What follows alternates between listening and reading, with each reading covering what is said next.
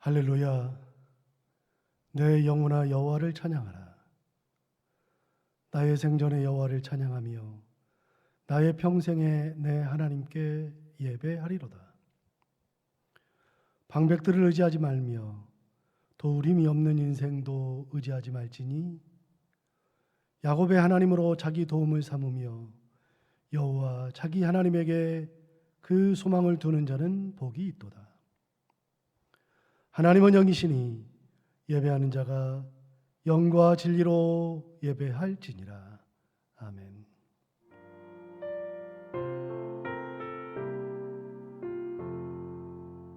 주님을 경배합니다.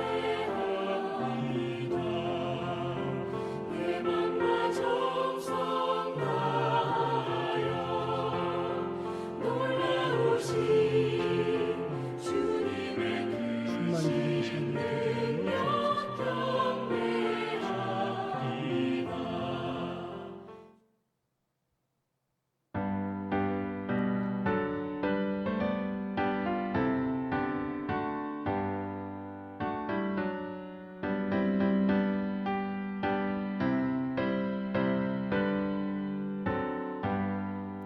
주 예수 이름 높이여 다 찬양하여라.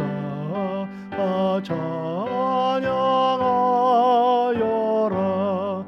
금멸 유관을 들여서 만유의 주를 찬양하세. 찬양 찬양 찬양 만유의 주 찬양.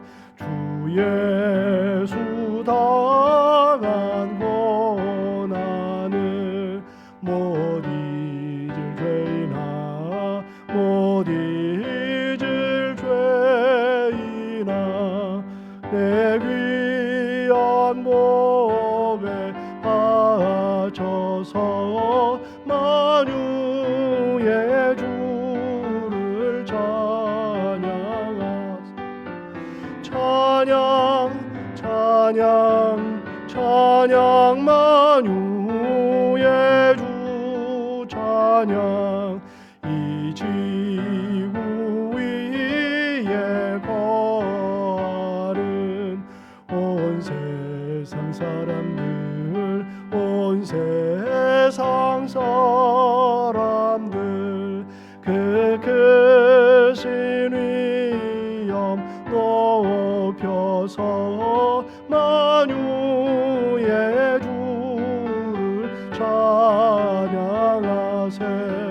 찬양 찬양 찬양 만유의 주 찬양. 주 믿는 성도 다 함께 주 앞에 엎드려 주 앞에 엎드려 무궁한 노래 불러서 만유의 주를 찬양하세. 찬양 찬양 찬양 만유의 주 찬양. 아멘. 이제 다 함께 성시를 교독하겠습니다. 성시는 교독문 70번 이사야 42장입니다.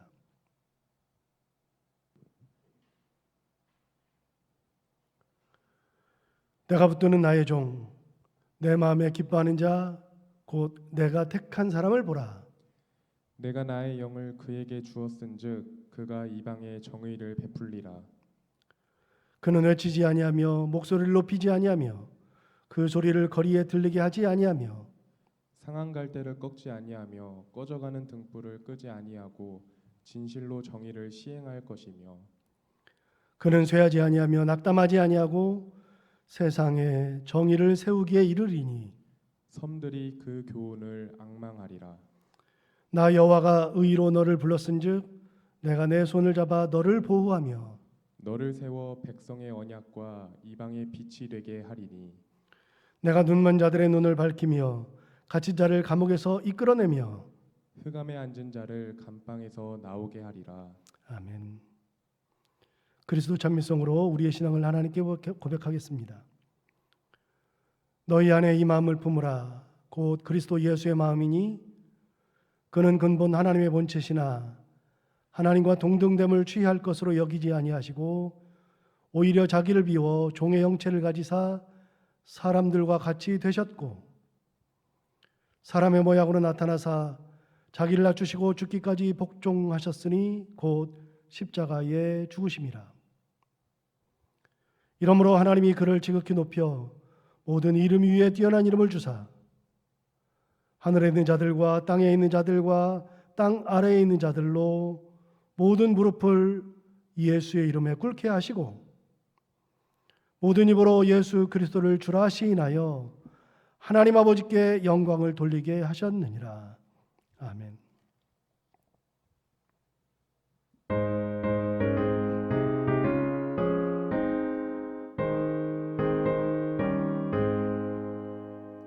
구주의 십자가 보혈로 죄 씻음 받기를 원하네.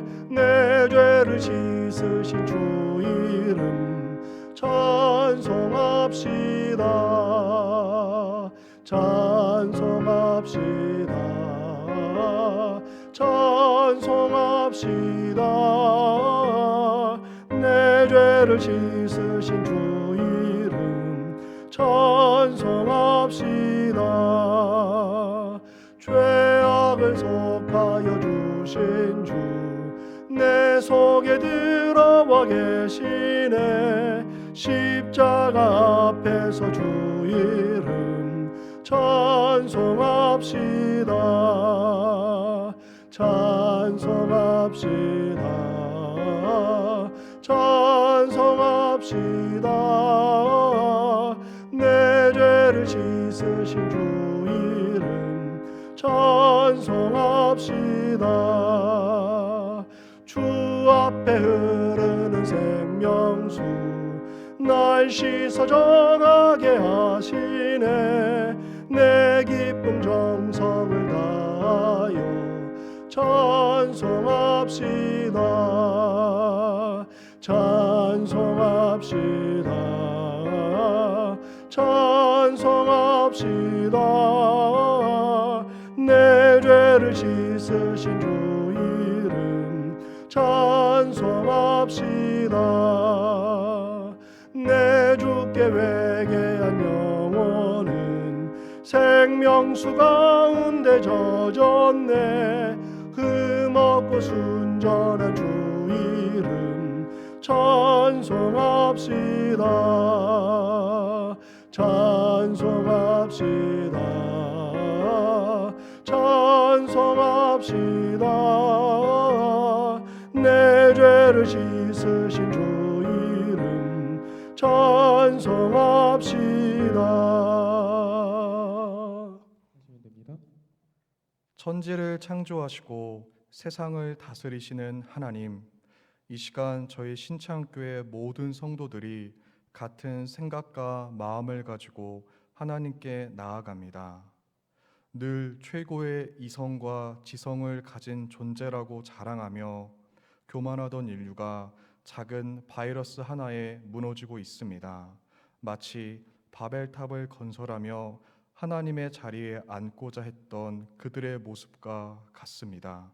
하지만 코로나 바이러스를 허용하신 하나님, 우리가 하나님의 통치와 다스림 가운데 있다는 것을 기억하며 하나님께서 심판의 메시지를 통하여 우리에게 무엇인가 말씀하고 있다는 것을 기억하게 하여 주시옵소서.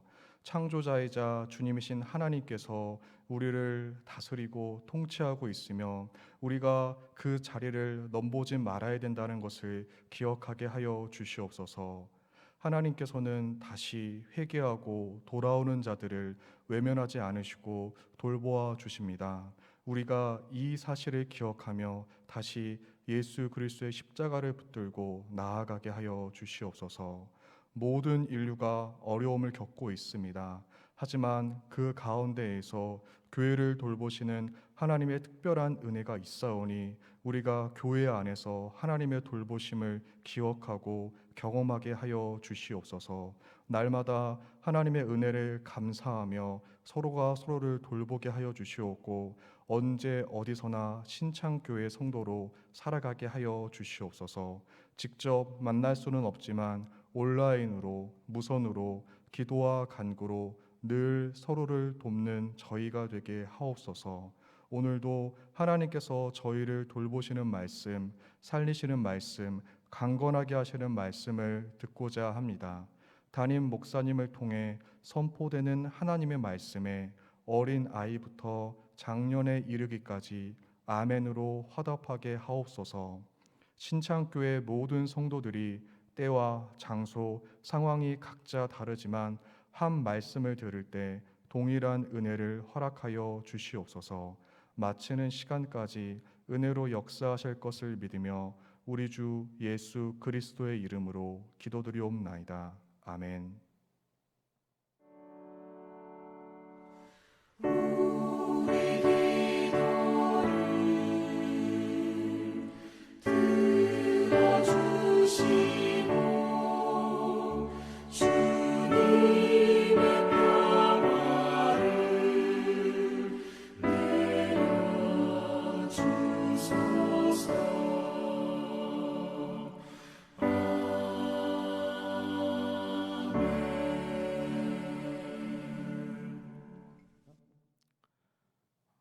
오늘 우리에게 주시는 하나님의 말씀은 구약 성경 출애굽기 2장 7절부터 10절까지의 말씀입니다. 그의 누이가 바로의 딸에게 이르되 내가 가서 당신을 위하여 히브리 여인 중에서 유모를 불러다가 이 아이에게 젖을 먹이게 하리이까. 바로의 딸이 그에게 이르되 가라 하매 그 소녀가 가서 그 아기의 어머니를 불러오니 바로의 딸이 그에게 이르되 이 아기를 데려다가 나를 위하여 젖을 먹이라. 내가 그 삭슬 주리라. 여인이 아기를 데려다가 젖을 먹이더니 그 아기가 자라매 바로의 딸에게로 데려가니 그가 그의 아들이 되니라. 그가 그의 이름을 모세라 하여 이르되 이는 내가 그를 물에서 건져내었음이라 하였더라. 아멘. 가끔 연세 드신 분들이 내가 살아온 이야기를 책으로 쓰면 책 10권은 나온다라고 말씀하시는 경우들이 있죠. 저희 어머니도 그런 말씀을 하도 많이 하셔서 제가 어렸을 때 도대체 무슨 할 말이 그렇게 많아서 저런 말씀을 하시나 싶었는데 지금 생각하니까 그 말이 맞는 것 같습니다. 우리 어머님의 세대는 지금과는 형편이 많이 달랐습니다. 한이 참 많았죠. 지금은 완전히 사라진 단어 중에 보릿고개라는 단어가 있는데 불과 50여 년 전만 해도 보릿고개가 있었습니다. 가을에 추수를 해서 겨울에 먹을 것을 저장하고 그 겨울을 나면서 가을에 추수한 것을 다 먹고 나면 봄이 오잖아요. 그렇게 봄이 되면 씨앗을 뿌리는데 씨앗을 뿌리고서 나오는 그런 곡식이 보리죠. 보리가 5월이나 6월 되면 나오는데 그 보리가 나올 때까지 가을에 저장했던 것을 다 먹어서 더 이상은 먹을 것이 없기 때문에 그 보리를 수확해서 먹을 때까지 고개를 잘 넘어가야 되는 그런 사연들이 있어서 보릿고개라는 단어가 나왔죠. 그래서 해마다 보릿고개를 넘어가는 것이 하나의 숙제가 되었습니다. 그러니까 사는 것이 전쟁터였고 굶는 것이 다반사였죠. 당시에는 자녀들을 하도 많이 낳아서 그 자녀들을 키우는 것에 모든 신경을 다 쓰고 자녀를 키우다 보면 그리고 해마다 보릿고개를 넘다 보면 그러면 어느새 나이를 다 먹고 마는 그런 시대를 사셨던 분이 우리 부모님의 세대죠.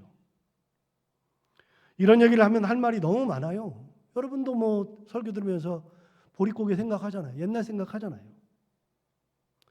그래도 용케 살아남아서 오늘 이 시대에 우리가 살고 있습니다. 1998년 IMF를 경험해야 했고 지금은 코로나 전국을 맞이해서 살아가는데 가만히 생각해 보면 하루하루 살아가는 것이 숙제가 되어버린 상황에서 진짜 사는 것이 얼마나 힘드는지 전쟁터와 같다 그런 생각이 들기도 합니다. 참 힘들죠. 코로나 바이러스의 영향으로 장업하시는 분들은 직접적 타격을 입어서 폐업하시는 곳이 많고 아이들은 학교를 가지 못한 지 오래됐고 이제 막 태어난 아이마저도 마스크를 써야만 하는 그런 어려운 상황을 살아가고 있습니다. 코로나 블루라고 하는 그런 단어가 전혀 낯설지 않고 하루 종일 집에 있다 보니까 가정폭력도 더 많아지고 가정폭력까지는 아니라 할지라도 싸움이 굉장히 많아진다고 하고 이혼도 늘어난다고 하죠. 진짜 사는 것이 전쟁이다 싶습니다. 해결이 언제 될 거라는 보장이 있어야 되는데 그런 보장이 없으니까 더 힘들죠. 전쟁 때에도 모여서 예배하던 저희가 예배를 드리지 못하고 모여서 예배 드리지 못하고 온라인으로 예배를 드리고 있습니다. 그러다 보니까 우리들의 믿음이 자꾸만 갈 바를 알지 못하게 될 때도 있고 이리저리 흔들리기도 하고 또 교회는 헌금이 줄어서 유지가 되지 않는 교회가 속출하고 그러다 보니까 여기저기서 교역자들을 정리한다는 우울한 소식, 교회가 큰 어려움을 당했다는 그런 소식, 이런 소식들이 곳곳에서 들려옵니다. 교회도 살아남기 참 어려운 시대가 되었습니다. 진짜 이런 전쟁과 같은 때에는 살아남는 것이 숙제가 되었습니다. 그래도 하루하루 건강하게 잘 지내신다 믿으면서 기도하고 있는데 우리 성도들 중에 코로나 바이러스 걸렸다는 소식이 없다는 것만으로도 얼마나 감사한지 그렇게 감사한 하루하루를 보내고 있습니다. 제가 믿는 믿음은 어느 순간에라도 하나님께서 우리 한 분 한 분을 한 분도 놓치지 않고 눈동자같이 다 지켜주실 거라는 믿음입니다. 이 전쟁과 같은 시기에도 하나님께서 우리를 지키셔서 아무것도 보이지 않는 깜깜한 터널을 반드시 빠져나오게 하실 거라는 믿음을 가지고 있습니다. 이럴 때는 정말 하나님이 필요하죠. 하나님의 인도하심이 절대적으로 필요합니다. 성경에 나오는 그레데, 사도행전에 나오는 그레데라고 하는 섬이 지중해에 있습니다. 이 섬은 미노스 문명이 일어났던 지중해 문명, 최초의 지중해 문명이 발생한 섬이었고 이 섬의 문명이 미노스 문명이 스파르타 지역인 미케네로 가서 미케네 문명이 되고 트로이 지역으로 가서 트로이 문명이 되죠. 그래서 지중해에는 3대 문명이 있는데 미노스 문명, 미케네 문명, 트로이 문명이 있잖아요. 그 문명들 중에 첫 번째가 바로 미노스 문명이었고 그게 크레타 섬에 있습니다. 이 크레타 섬을 가보면 미노타우로스라고 하는 반인 반우가 있습니다. 반절은 사람이고 반절은 소예요. 미노타우로스. 그 괴물 같은 존재는 너무 난폭해서 사람들을 먹기 시작했고 미노스의 왕이 미노타우스를 가두기 위해서 복잡한 방과 복도들로 가득하게 된 한 번 들어가면 빠져나올 수 없는 미로를 만들어 놓고 거기다가 미노타우스를 가두었죠. 우리가 흔히 말하는 미로라고 하는 단어가 바로 여기서 나오는 겁니다. 미로. 크레타 섬에 만들어 놓은 사람이 한번 들어가면 빠져나올 수 없는 그런 공간을 바로 미로라고 하죠. 거기다가 미노타우루스를 가두어 놓았죠. 당시 크레타 섬은 최대의 문명국이었고 어느 날 그리스의 본토인 아테네와 전쟁을 했는데 대승을 거둔 다음에 아테네에게 조공을 바치라고 그랬는데 무슨 조공을 바치라고 그랬냐? 매년 처녀 7명, 총각 7명, 도합 14명을 조공으로 바치라고 했습니다. 그리고서 그 14명을 사람을 먹어야만 살고 있었던 미노타우루스에게, 미로 속에 갇혀있던 미노타우루스에게 먹이로 주었죠. 이렇게 오랜 동안 이 일이 반복되다 보니 아테네의 왕이었었던 아이게우스라고 하는 그 아들, 그 왕의 아들이 테세우스라고 있었는데, 그 테세우스가 어느 날 아버지에게 말씀을 드려서, 아버지, 더 이상 아테네의 이 젊은 처녀 총각들을 보낼 수 없으니 제가 이번에 가서 미노타우루스를 죽이고 오겠습니다. 그러니 제가 처녀 7명, 총각 7명 중에 끼어들어가서 미노타우루스를 죽인 다음에 오겠습니다. 그렇게 하고서 조공이 되어서 크레타 섬으로 들어가죠, 테세우스가.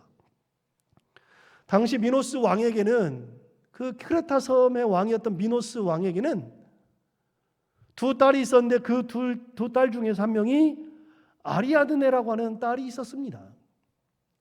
그 아리아드네가 아테네의 왕자였던 테세우스를 보자마자 한눈에 반해가지고 그를 돕게 되었는데, 테세우스가 미로에 들어가면 혹시 미노타우루스를 죽일 수는 있을지 모르지만 나올 수가 없으니 나올 수 있는 방법을 가르쳐 준 거예요. 그게 뭐냐? 실을 주어서 그 실을 풀으면서 들어간 다음에, 실을 밖에다 묶어놓고 푸른 다음에 들어가서 미노타우루스랑 싸움을 하고서 미노타우루스를 죽이면, 그러면 실을 다시 감으면서 나오면 된다는 거였죠. 여러분, 그 미로에서도 살아날 방법이 있는 거예요. 어느 누구라도 들어가면 다 죽어야 되는데 그 미로에서도 살아나올 수 있는 방법이 있죠. 왜 이런 얘기를 하는가? 여러분, 우리가 살아가는 이 시대가 마치 빛 하나 들어오지 않는 칠흑 같은 어둠을 가진 단 한 발짝도 갈 수 없는 그런 터널을 지나는 것과 같습니다. 터널은 미로랑 달라서 앞으로 직진해야 되거든요. 그런데 아무것도 보이지 않으니 어떻게 가야 할지를 모르죠. 그때는 어떻게 되느냐? 터널을 빠져나올 수 있는 방법이 없어요. 빛이 있어야죠. 그때 필요한 게 뭐냐? 미로를 빠져나오는데 실이 필요하듯이 터널을 빠져나오는 데는 빛이 있어야 합니다. 빛은 내가 만들지 못하죠. 그 빛이 누구냐? 바로 예수 그리스도, 우리 하나님이 빛이 되시는 겁니다. 하나님이 우리의 빛이 되시고 우리를 인도하시는 인도자가 되어야, 제가 보이지 않아도, 제가 볼 수 없어도 하나님이 내 손을 붙잡고 빛이신 하나님께서 그 어두움을 빛으로 밝히면서 나를 끌고 나오시는 거죠. 그래야만 터널을 빠져나올 수 있습니다. 여러분, 전쟁과 같은 이 시기를 지나도, 터널과 같은, 암흑과 같은 이곳을 지나갈 때에도, 정말 어렵고 괴롭고 힘든 시간을 지날 때에도 빛이신 하나님과 동행하면 됩니다. 저는 하나님께서 이런 전쟁 같은 시기에 우리들을 한 사람 한 사람 놓치지 않고 붙들고 계셔서 우리를 이 터널에서 빠져나오게 할 거라는 믿음을 가지고 있습니다. 사랑하는 성도들 한 분 한 분을 하나님께서 다 이끄시고 그렇게 이곳을 벗어날 수 있도록 만드시는 하나님, 그런 은혜가 있어야 된다는 겁니다. 가끔 저는 이런 생각할 때가 있습니다. 포탄이 떨어지고 총알이 날아다니는 전쟁터에서도 살아남는 사람들이 있어요. 어떻게 살아남을까? 포탄 떨어지고 총알이 날아다니는데 어떻게 살아나나? 그런데 희한하게 살아남는 사람들이 있습니다. 지진이 나면 다 죽을 것 같은데 그 지진 속에서도 살아남는 사람들이 있습니다. 벌써 11년이 지났지만 2011년도에 일본에 거대한, 한 번도 경험해보지 못했던 쓰나미가 일본의 서해안을 삼켰던 적이 있습니다. 설명하지 않아도 여러분들은 다 알고 있을 겁니다. 역대급 쓰나미가 지나갔는데 그곳에서도 살아남은 사람들이 있었습니다. 희한하죠? 아무리 어려워도 살아남는 사람들이 있습니다. 우리 그리스도인들은 아무리 어려운 곳에 있어도 하나님의 은혜가 있어야 살아남습니다. 하나님이 붙들고 계시면, 그 힘든 시기에도 하나님의 은혜가 있으면 그 힘든 시기를 하나님의 은혜 가운데 반드시 넘어가게 되고, 이건 안 되지 싶어도 하나님께서 계시면 되는 것으로 바뀌는 놀라운 역사가 일어난다는 겁니다. 하나님은 반드시 살 길을 예비하십니다. 그래서 로마서 8장 31절에 그런즉 이 일에 대하여 우리가 무슨 말 하리요? 만일 하나님이 우리를 위하시면 누가 우리를 대적하리요? 여러분, 어느 누가 우리를 대적합니까? 하나님이 우리를 위하시면 누구도 우리를 대적할 수가 없는 겁니다. 하나님이 대신 싸우시니까요. 또 시편 118편 6절에도 여호와는 내 편이시라 내가 두려워하지 아니하리니 사람이 내게 어찌하랴 라고 시편 기자가 노래하잖아요. 여러분, 여호와가 내 편이시고 나와 함께 하시는데 누가 나를 대적할 수 있겠습니까? 사람이 내게 어떻게 하겠습니까? 두려워할 필요가 없다는 겁니다. 두려운 곳에 있어도 두려워할 필요가 없다는 겁니다. 고린도전서 10장 13절에도 비슷한 말을 합니다. 사람이 감당할 시험 밖에는 너희가 당한 것이 없나니 오직 하나님은 미쁘사 너희가 감당하지 못할 시험 당함을 허락하지 아니하시고 시험 당할 즈음에 또한 피할 길을 내사 너희로 능히 감당하게 하시느니라. 예, 사람이 감당할 시험 밖에는 우리에게 주시지 않는댔어요. 하나님이 미쁘셔서 감당하지 못할 시험을 허락하지 않으시고 시험을 당하면 시험 당할 즈음에 피할 길을 내시고 우리가 능히 감당할 수 있도록 하시는 분이 하나님. 하나님은 그러신 분이라는 겁니다. 여러분이 이 설교를 들으시면서 그러실 겁니다. 아니, 목사님이 오늘따라 왜 본문 말씀 안 하시고 왜 이렇게 서론이 길지? 맞습니다. 제가 설교 시작하면 되게 이제 본문을 먼저 하는데 오늘은 서론이 굉장히 길죠. 그런데 여러분, 이 서론을 잘 기억해야 합니다. 이 서론이 오늘 본문의 내용이기 때문에 그렇습니다. 지난주에 우리가 말씀을 나누었듯이 당시 이스라엘 사람들은 200만 명이 되었습니다. 어느 날 이집트 사람들이 보니 갑자기 너무 많아져서 체제를 위협할 정도가 되었죠. 겁이 덜컥 났습니다. 특별히 다른 나라와 전쟁을 할 때 히브리 사람들이 다른 나라 사람들하고 같이 붙어서 자기들을 공격하고 그리고 이집트를 떠날까 봐 그게 두려웠습니다. 그래서 마음이 급해졌죠. 결국 이스라엘 백성들에게 심한 노역을 아주 엄하게 시켰습니다. 아무 생각을 하지 못하도록 그렇게 만들었습니다. 나중에는 직접 흙을 이겨서 벽돌을 만들고 그 벽돌을 구원해서 성을 건축하게 하고 농사를 지을 때가 되면 거기다가 농사까지 짓게 만들었습니다. 반라는 꿈도 못 꾸도록, 너무 바빠가지고서 자녀를 낳을 수 없도록. 그것도 성에 차지 않아서 결국 산파를 시켜 히브리 여인이 아이를 낳을 때 아들이면 다 죽이라고 명령까지 했습니다. 이렇게 되면 점점 시간이 흐르면서 이스라엘 백성들의 수요가 줄어들게 될 것이고 결국 체제가 안정될 것이라는 완벽한 계획을 세웠던 것이죠. 여러분, 완벽한 계획을 세웠는데 이스라엘 입장에서, 사람들의 입장에서 보면 외통수에 딱 걸린 겁니다. 할 수 있는 것이 아무것도 없습니다. 이때 태어난 아이가 바로 모세잖아요. 그러므로 모세는 태어날 수 없는 존재였습니다. 태어나면 바로 죽임을 당하는 그런 존재였습니다. 태어난 아이를 숨겼지만 더 이상 숨길 수가 없을 정도로 되었을 때 결국은 그 아이를 갈대 상자에 넣어서 나일강과 갈대 사이에다가 두었습니다. 부모가 할 수 있는 것은 거기까지였습니다. 석 달 동안이나 숨겨서 키웠으니 할 만큼 한 거죠. 그것도 대단한 거죠. 그러나 더 이상은 아이를 키우고 싶어도 키울 수 없었고 살리고 싶어도 살릴 수가 없었습니다. 아니, 세상에 어느 부모가 자기 아이를 갈대 상자에 넣어가지고서 나일강에다가 이렇게 두겠어요? 말이 돼요, 이게? 그럼 어떻게 해요? 할 수 없죠. 부모가 석 달 동안이나 숨겨서 길렀지만 더 이상은 할 수 있는 게 없습니다. 살리고 싶지만 살릴 수가 없었습니다. 부모의 노력은 거기까지죠. 아이를 태운 갈대 상자를 강가 갈대밭에 두었던 이유는 떠내려가는 것을 조금이나마 막고자 했기 때문이었을 겁니다.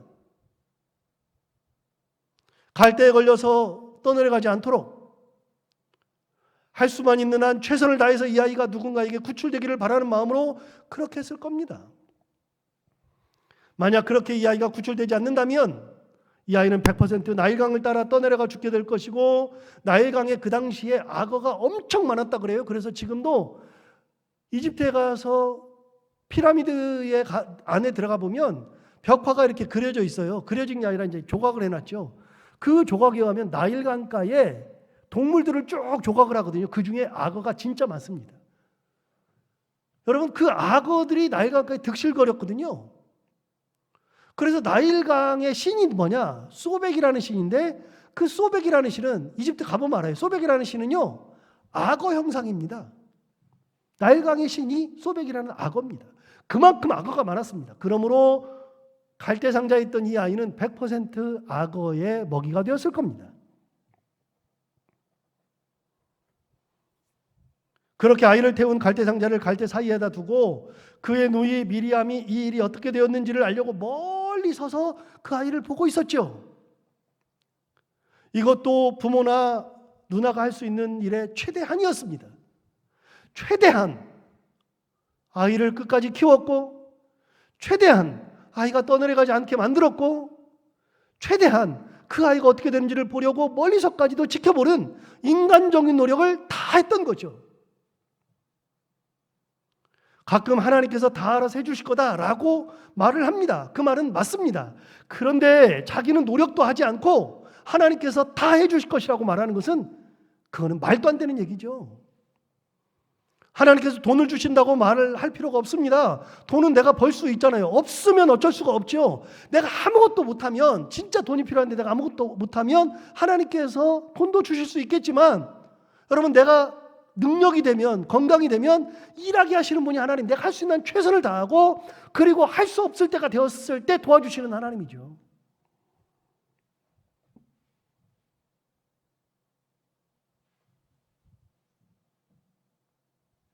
결국은 하나님 앞에 다 맡겨야 됩니다. 할 수 있는 것은 다 했습니다. 다 하고 나서 나머지는 하나님께 맡기는 겁니다. 이제는 하나님께서 역사하실 때가 되었습니다. 지켜보는 것으로 끝입니다. 그렇게 지켜보고 있었을 때에 어떻게 되었는가? 드디어 하나님의 역사가 나오는 거죠. 5절을 한번 볼까요? 바로의 딸이 목욕하러 나일강으로 내려오고 시녀들은 나일강가를 거닐 때에 그가 갈대 사이의 상자를 보고 시녀를 보내어 가져다가 그랬습니다. 바로의 딸이 목욕하러 나일강으로 내려왔고 거기서 갈대 상자를 보게 되었던 거죠. 여러분, 이상하지 않습니까? 왜 하필 그날 바로의 딸이 나일강으로 목욕을 하러 나올까요? 매일 나오는 것은 아닐 텐데 왜 하필 그날 나올까요? 그 시간에 나오는 것은 아닐 텐데 왜 꼭 그 시간에 나왔을까요? 모세의 부모가 바로의 딸이 습관적으로 무슨 요일 몇 시에 나온다라는 것을 알고 아이를 그렇게 한 게 아니라, 더 이상은 어떻게 할 수 없었을 때 인간으로 할 수 있는 최선을 다하고 나서 아이를 그렇게 했을 때 어떻게 되는가 보려고 멀리 서서 보고 있을 때에 왜 하필 그날 바로의 딸이 나일강으로 목욕하러 올까요? 자기 궁에는 목욕시설이 없었을까요? 여러분, 분명히 어디서든지 목욕을 할 수 있었을 겁니다. 그런데 그날 목욕을 하러 와서 아이를 발견하는 겁니다. 우연이죠. 그런데 여러분, 그 우연이라는 단어에 뭔가가 들어가 있지 않습니까? 예, 하나님의 섭리, 강권적인 역사가 들어가 있는 것으로 우리는 직감할 수 있죠. 그날 버렸고, 그날 목욕했고, 그날 나일강가에 갔고, 여러분, 다 그날 1시에 일어난 겁니다. 그걸 다 붙여놓은 분이 누구냐? 2개, 3개의 우연이 겹치게 만드신 분, 그분이 바로 하나님이시라는 거죠. 하나님의 섭리, 하나님의 강권적인 역사가 일어나는 겁니다. 그거는 사람이 못하잖아요. 누군가가 찾아가서 우리 아이를 버릴 테니, 아이가 하나 떠내려올 테니 목욕하라고 해라. 맞추지 못하잖아요. 히브리 종들이 어떻게 왕궁을 들어갈 수도 없고 왕궁에서 거하는 시녀라 할지라도 히브리 종들을 누가 만나요? 그 말을 듣기는 하겠어요? 사람이 뭘 어떻게 그날 그 시간에 공주를 불러내요? 안 되잖아요. 그런데 그 모든 것을 계획하시는 분 하나님, 때를 맞추시는 분 하나님. 6절을 볼까요? 열고 그 아기를 보니 아기가 우는지라 그가 그를 불쌍히 여겨 이르되 이는 히브리 사람의 아기로다 그랬습니다. 그 갈대 상자를 열어보니 아기가 들어 있었고 그 아기가 우는 겁니다. 그런데 희한하게 우는 아이를 보자 갑자기 불쌍한 마음이 들었습니다. 그리고 그 아기가 히브리 사람의 아기라는 것을 직감하게 되었습니다. 여러분, 바로의 딸이 모세를 처음 만났을 때 이 아기가 히브리 사람의 아들인 걸 알았어요. 여러분, 상식적으로 아기가 히브리 사람의 아이라면 그러면 이 아이는 종의 아들이에요. 바로는요, 왕족인 겁니다. 바로의 딸은 왕족이죠. 그 왕족이 히브리 사람의 아이를 보고서 그 아이를 키운다, 데려간다, 말이 안 되는 얘기예요, 상식적으로. 그런데 여러분, 상식적으로 말이 안 되는데 그 아이를 데려가요. 이유가 뭐냐? 6절에 답이 나와 있어요. 열고 그 아기를 보니 아기가 우는지라. 다음에 뭐라고 됐냐면 그가 그를 불쌍히 여겼다. 여러분, 그 아기를 보자마자 불쌍한 마음이 생긴 겁니다. 갑자기 불쌍한 마음이 생긴 겁니다. 이상하지 않습니까? 뭔가 또 이상하지 않습니까? 그 아이가 히브리인의 아들이라 그러면 버리라 그러면 되잖아요. 이런 아이들은 살릴 필요 없다 그러면 되잖아요. 정 살리고 싶으면 네가 데려가라 그러든지 어디 줘버리든지 할 수도 있잖아요. 아쉬운 게 하나도 없는데 갑자기 히브리인의 아이를 데려다가 키우는 겁니다. 여러분, 말이 되지 않는데 말이 되지 않는 일이 일어났죠. 왜요? 불쌍한 마음이 생겼기 때문에. 그럼 여러분, 불쌍한 마음은 누가 주시는 겁니까? 하나님 주시는 겁니다.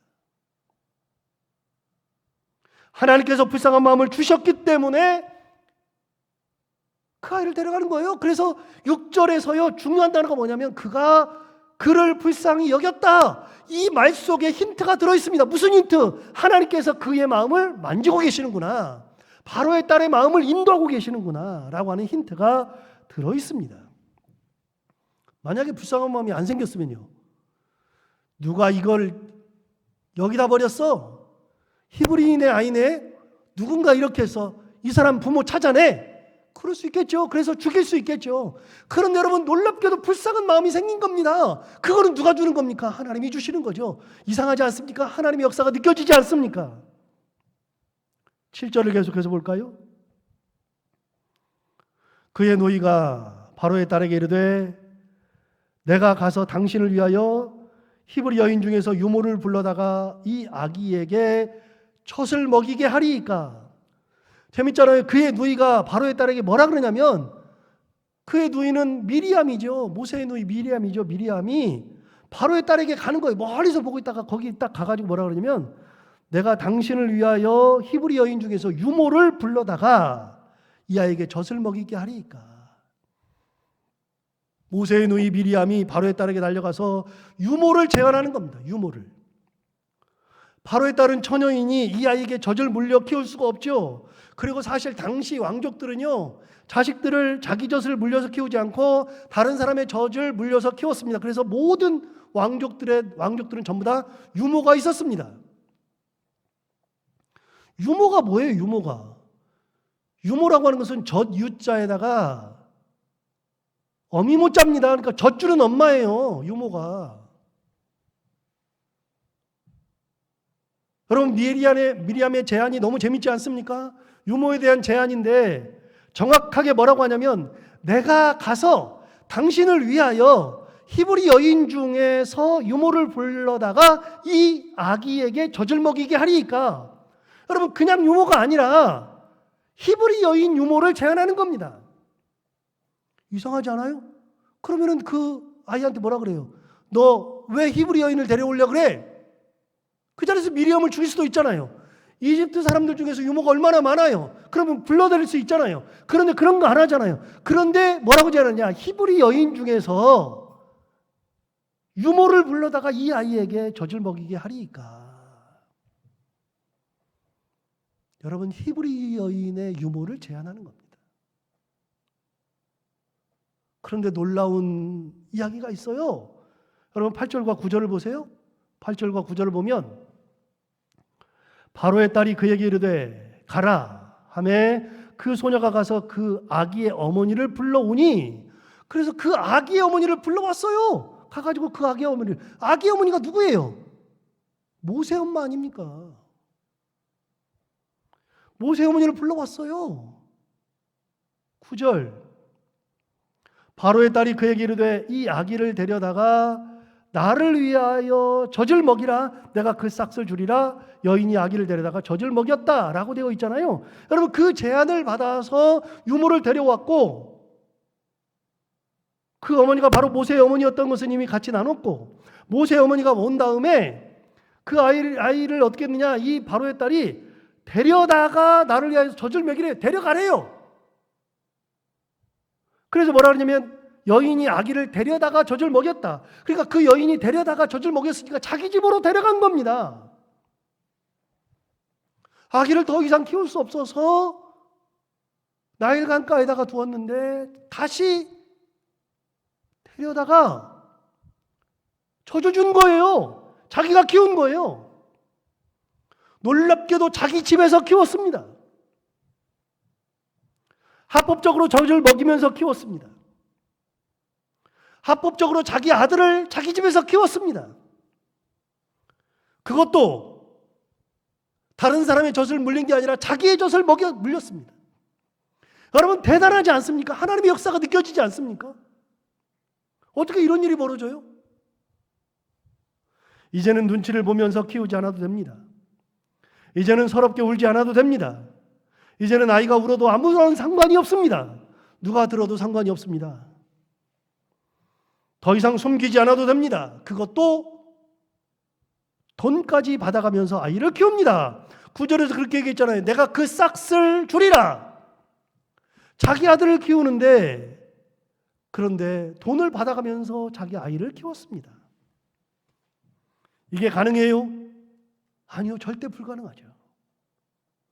왜 이런 일이 가능한 일이 되었는가 하면, 여러분, 이런 일이 가능한 이유는 하나님의 섭리가 있기 때문에 그렇습니다.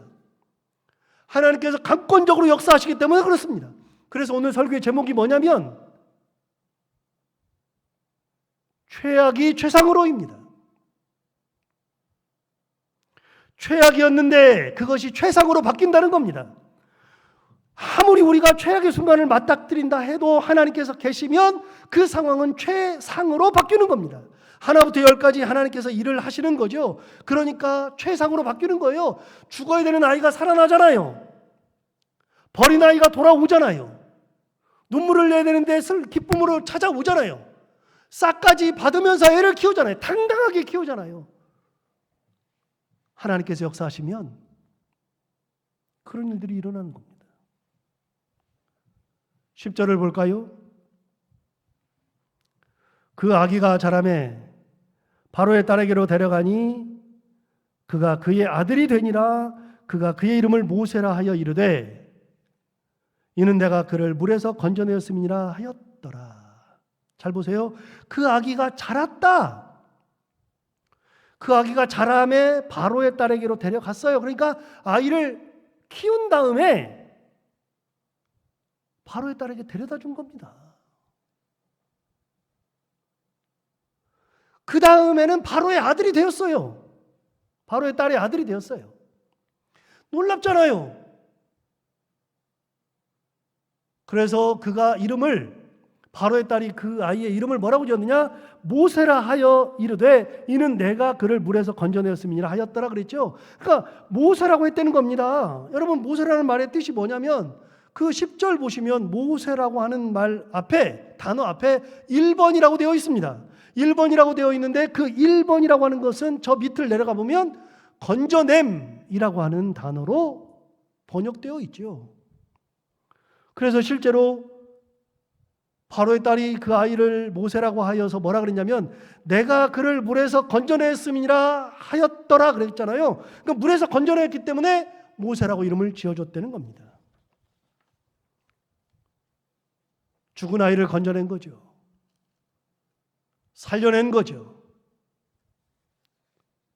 여러분, 그런데 시간이 흘러서 이집트에 대해서 더 많이 연구하고 알게 된 다음에 가지게 됐던 지식 중에 하나가 있습니다. 그게 뭐냐면 여러분, 놀랍게도 모세라는 말이 건져냈다는 뜻이다. 그거는요, 사실 이집트어에는 그런 말이 없어요. 그런 말이 없고 이거는 나중에 헬라어 번역이 나올 때에 첨가한 겁니다. 그럼 물에서 건져내었기 때문에 내가 모세라 그랬다. 그건 뭐냐? 그만큼 귀한 아이라는 뜻입니다. 죽은 아이를 내가 살려냈다. 그래서 내 아들이 되었다. 이 아이는 귀하다. 그렇기 때문에 모세라고 지어준 거라는 겁니다. 그럼 모세의 뜻이 따로 있어요. 사실은 성경에 건져냈다 그랬는데 모세의 뜻은 따로 있어요. 그게 뭐냐? 모세라는 것은요, 아무나 쓸 수 있는 이름이 아니었습니다. 이집트에서는 모세라는 이름은 왕족만 썼던 이름입니다. 실제로 우리가 잘 아는 이집트의 왕들을 뭐라 그러냐면 바로 왕이라 그러잖아요.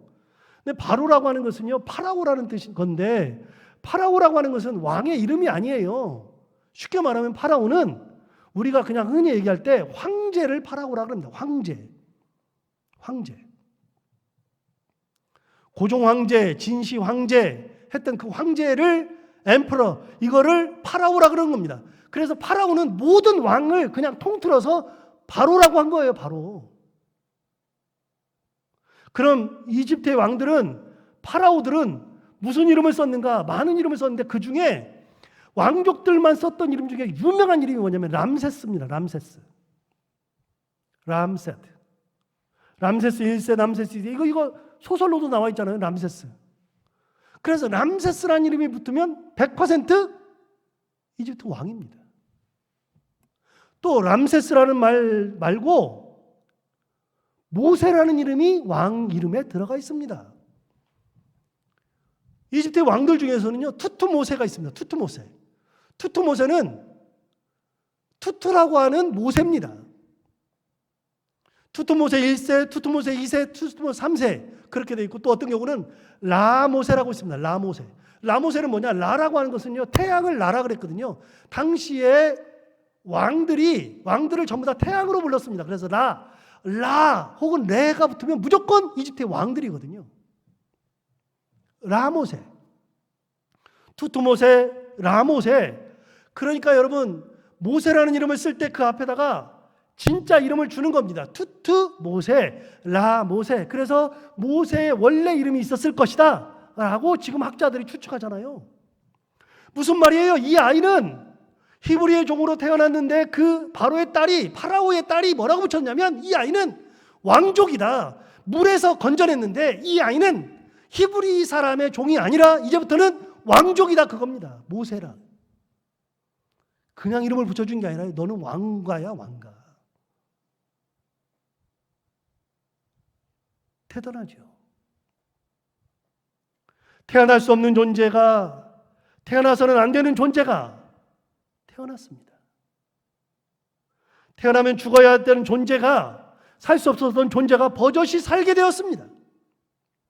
종으로 평생을 살면서 노동만 해야 했던 존재가 왕족으로 살면서 당대 최고의 교육을 받았습니다. 다시요, 태어날 수 없는 존재, 태어나서는 안 되는 존재가 태어났습니다. 뭡니까? 태어날 수 없는 존재 최악, 태어나서는 안 되는 존재 최악. 태어났다는 거 최상으로 바뀌었죠. 죽어야 하는 존재 최악, 살 수 없는 존재 최악. 그런데 살게 되었죠. 최상으로 바뀌었습니다. 종으로 평생을 살면서 노동해야 되는 존재 최악. 그런데 그런 존재가 왕족으로 살면서 최고의 교육을 받았죠. 최상으로 바뀌었죠. 여러분, 최악인데 전부 다, 모세가 태어날 때는 전부 다 최악인데 하나님이 최악을 다 최상으로 바꿨습니다. 가장 좋은 걸로. 사람이 할 수 없는 건데 가장 좋은 걸로 바꿨습니다. 부모의 입장에서 생각해 볼까요?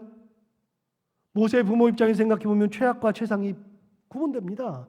아들을 어찌할 수 없었는데, 아들을 갈대상자에 보낼 수밖에 없었는데 그 아들이 이집트의 왕족이 되었습니다. 살아나서 이집트의 왕족이 되었습니다. 다시요, 아들을 버릴 수밖에 없었는데, 아들을 어떻게 할 수 없었는데 최악. 그런데 그 아이가 왕족이 되고 최고의 교육을 받았습니다.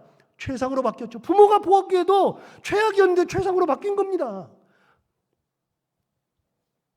아들이 죽으면 눈물을 흘리면서 평생 가슴 치면서 살아야 했는데 직접 그 아이를 젖을 물려서 키웠습니다. 최악인데 최상으로 바뀐 거죠. 그것도 싹쓸 받고 남의 눈치 보지 않고 당당하게 키울 수 있었습니다. 이게 최상이죠. 여러분, 하나님의 은혜가 있을 때 최악이어도 최상으로 바뀌는 거예요. 어둠의 터널을 지나갈 때에도 하나님께서 같이 계셔야 그 어둠을 빛이신 하나님의 은혜 가운데 지나가게 되는 겁니다. 코로나 바이러스가 아무리 심해도, 어려움이 아무리 있어도 여러분, 끝까지 우리가 하나님을 붙들고 있으면, 내가 할 수 있는 한 최선을 다하고 하나님을 붙들고 있으면 하나님께서 우리를 가장 좋은 길로 인도해 주실 거라는 믿음, 이 믿음을 가지고 있으면, 그러면서 하나님의 은혜 가운데 살아가면 정말로 하나님께서 우리를 모세와 같이, 모세의 부모와 같이 아무것도 할 수 없는 존재, 끝이라고 생각했던 그 순간에도 다시 시작을 이어붙이시고 가장 좋은 길로 인도하시는 그 하나님의 은혜가 우리 가운데 가득할 거라고 믿습니다. 이런 은혜로 살아가는 저희들 모두가 다 되기를 바랍니다. 기도하겠습니다. 하나님 아버지, 감사합니다. 모세를 생각해 보면 그렇습니다. 불가능한 일인데, 말도 안 되는 일인데 이런 일들이 일어났습니다. 하나님의 은혜가 있었기에, 하나님의 권능이 있었기에 가능했습니다. 하나님이 역사하시면, 하나님께서 함께 하시면 이런 놀라운 섭리가 일어납니다. 하나님 아버지, 우리가 이 어려운 시기를 살아가지만 밖에 나가는 것도 쉽지 않고, 사람 만나는 것도 쉽지 않고, 경제활동도 쉽지 않고, 모든 것이 다 위축되는 이 시기에 하나님을 의지하고 하나님의 권능만 믿고 살아가는 모든 성도들을 한 사람 한 사람 다 붙드시고, 가정을 붙드시고, 자녀들을 붙드시고, 하는 일을 붙드시고, 하나님의 권능 가운데 함께 해주시는, 그래서 이 어두운 터널을 빛이신 하나님의 은혜 가운데 지나갈 수 있는 그런 은혜가 저희들에게 있게 하여 주옵소서. 그런 은혜가 우리 교회에도 있게 하여 주옵소서. 예수님 이름으로 기도하옵나이다. 아멘.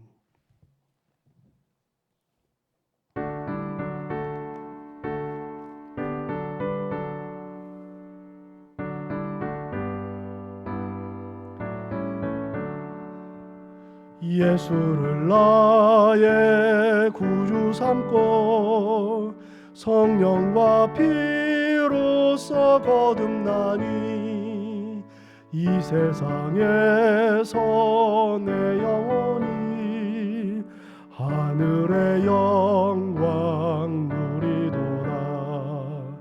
이것이 나의 간증이요, 이것이 나의 찬송일세. 나 사는 동안 끊임없이 구주를 찬송하리로다. 온전히 주께 맡긴 내 영, 사랑의 음성을 듣는 중에 천사들 왕래하는 것과 하늘의 영광 보리로다. 이것이 나의 간증이요, 이것이 나의 찬송일세. 나 사는 동안 끊임없이 구주를 찬송하리로다.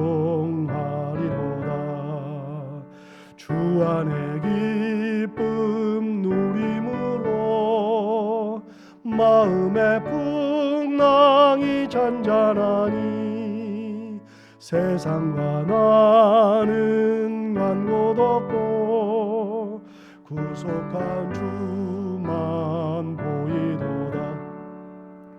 이것이 나의 간증이요 이것이 나의 찬송일세. 나 사는 동안 끊임없이 구주를 찬송하리로다. 아멘.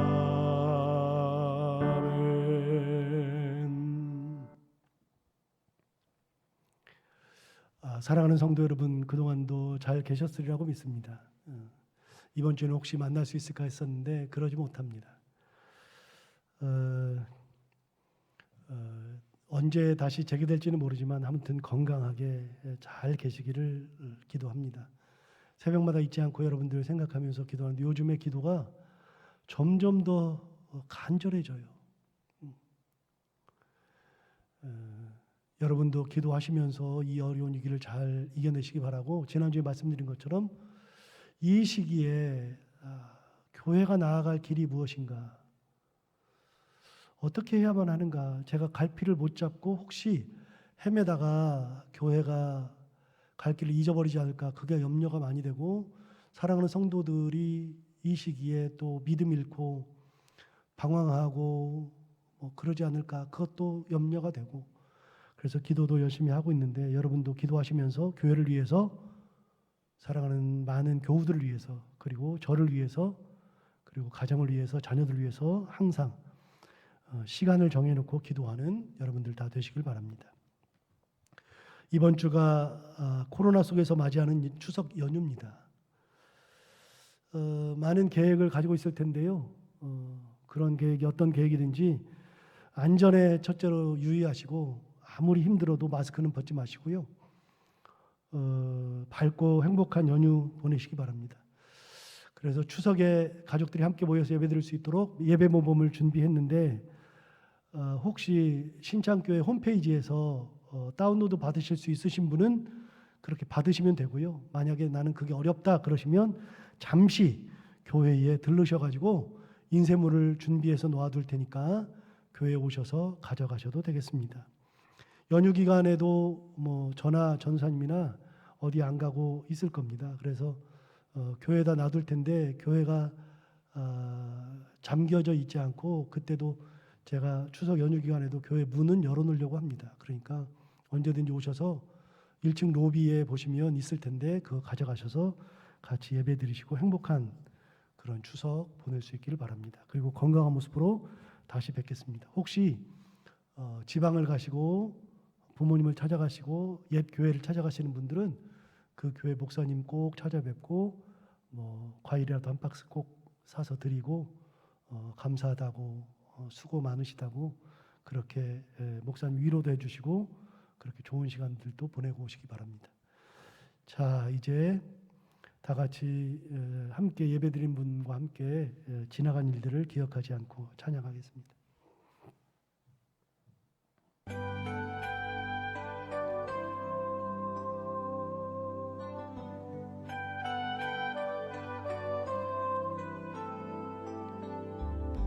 지나간 일들을 기억하지 않고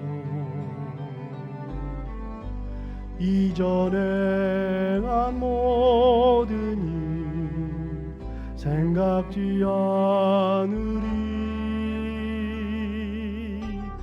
사막의 강물과 길을 내시는 주, 내 안에 새 일 행하실 주만 바라보리라. 가슴에 손을 얹고 자기 자신 축복하겠습니다. 주 나를 보시고 날 붙드시리. 나는 고배롭고 존귀한 주님의 자녀라. 함께 예배드리신 분은 축복하겠습니다. 주 너를 보시고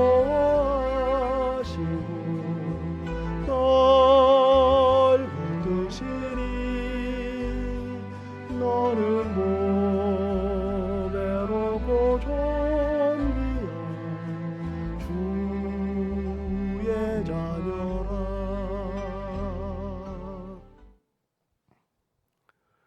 예수 그리스도 은혜와 하나님 아버지 크신 사랑과 성령의 교통하심이 최악의 상황을 살아가고 있지만 그런 가운데서 하나님의 섭리, 강권적인 역사를 통하여 최상의 모습으로 다시 탈바꿈해서 은혜 가운데에 살아가기를 결단하고 소망하는 함께 모여 예배한 사랑하는 모든 성도들 한 분 한 분의 머리 위에 저들의 가정과 자녀들과 생업과 기도하는 제목과 사랑하는 성도들 한 분 한 분의 건강 위에 주님께서 비열에 세우신 이 교회와 이 나라의 민족 위에 지금부터 영원까지 함께 하옵시기를 간절히 축원하옵나이다. 아멘. 주 너를 지키시니 주여 그 얼굴을 내리시어 찬명하는 능력 가운데 지켜주셔서 감사합니다. 인도해 주셔서 감사합니다. 내게 돌리시어 주여 어느 곳에 있든지 사랑하는 성도들 한 분 한 분을 기억해 주시고 그들의 발걸음을 인도해 주시고 합니다. 무엇을 하든지 사랑하는 성도들 한 분 한 분을 이끄시고 그들의 가는 길 가운데 하나님의 크신 권능을 허락하여 주옵소서. 사랑하는 자녀들이 가는 길을 하나님 지켜주옵소서. 저들이 하는 일 가운데 함께하여 주시옵소서. 모든 가정을 지키시고 하나님 아버지 우리 교회를 지켜주시고 우리 교회가 가는 길 가운데 하나님의 은혜를 주옵소서. 한 주간에도 하나님의 은혜를 충만히 주시기를 간절히 바라옵고나오며 예수님 이름으로 감사하며 기도합니다.